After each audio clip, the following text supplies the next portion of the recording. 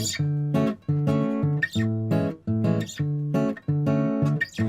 everybody! Today I'm going to show you how to make a great preserve with green tomatoes.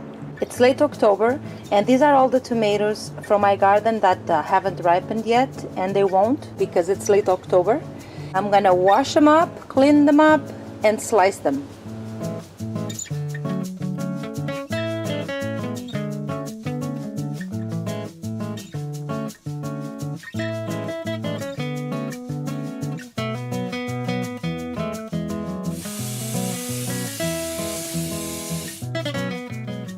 The utensils you need are a slicer, a slicing machine if you have one. If not, you can use a cutting board and a good knife. You'll need 2 buckets, doesn't matter the size, depending on how much tomatoes you have, and a strainer. There's a few steps to this process.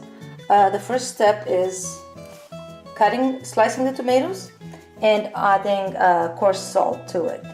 So these have been prepared, they've been washed and cleaned from stems and stuff, and now I'm gonna slice them and salt them.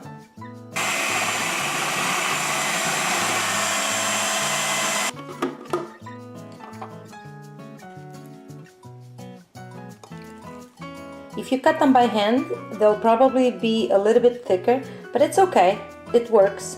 So on top of each batch, each layer of the tomatoes, I put a handful of coarse salt, okay?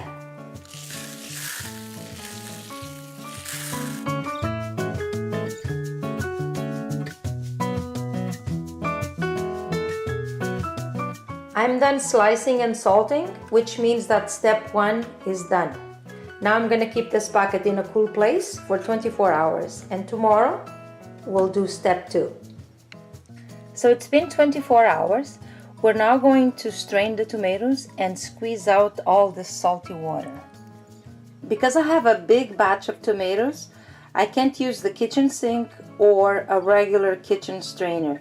I have to use the laundry tub and a bucket with some holes as a strainer. So that's what you can do. I've transferred the salted tomatoes onto the bucket with the holes to strain and to squeeze, and then using another bucket slightly smaller and very clean, I put it on top of the tomatoes, and then I filled it up with water, creating weight. And this is going to stay here for 24 hours, squeezing out all that salty water from the tomatoes. So this is step 2.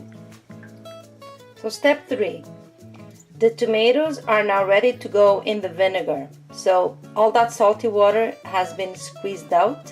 I'm going to transfer them now to the very first bucket where they were. And this is what they look like so far. So they've been transferred, and now we're going to add the pickling vinegar.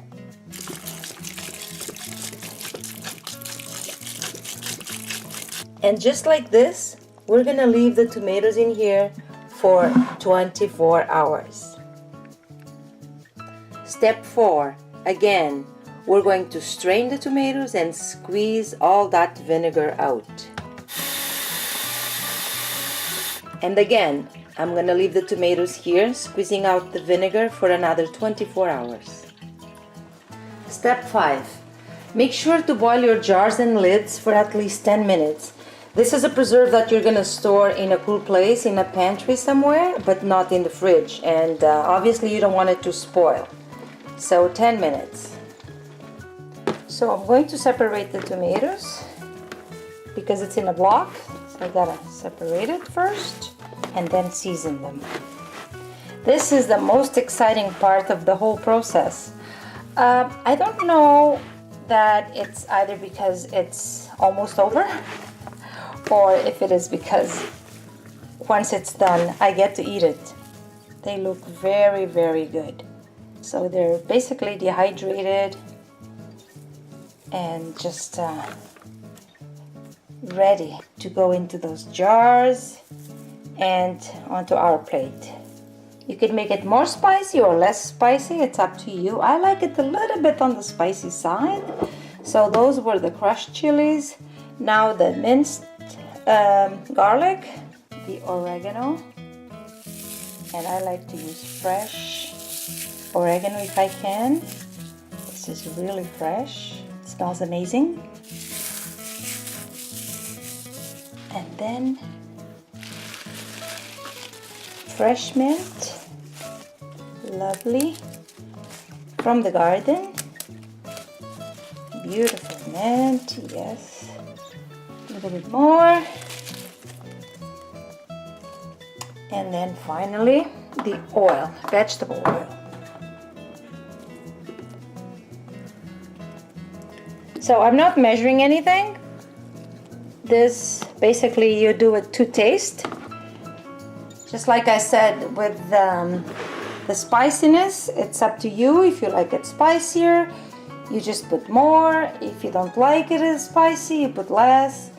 Same thing with the oil. If you don't want it too greasy, you don't put as much. If you like it more on the oily side, then you put more. Same thing with mint. So you play it by ear, like, you know, whichever way you like it best, that's how you're gonna do it. Now I'm gonna mix it and I'm gonna taste it, and then I'm gonna put it into the jars. And it's ready. It smells and tastes amazing. While you're mixing it, give it a good squeeze for all the flavors to come together. With a spoon, fill up your jars and press the tomatoes down nicely. Make sure there's no air pockets because we don't want the preserve to spoil. Since this is not going to be kept in the fridge, we don't want anything to go wrong with it. So press it nicely and fill it up almost to the top. Just leave a little bit of a gap for a little bit of oil that we're going to put later before closing them. And that's it, guys. It looks beautiful.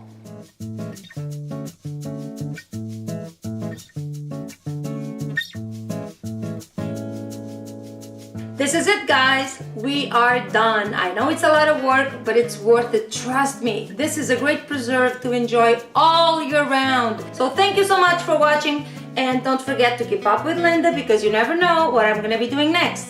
Enjoy!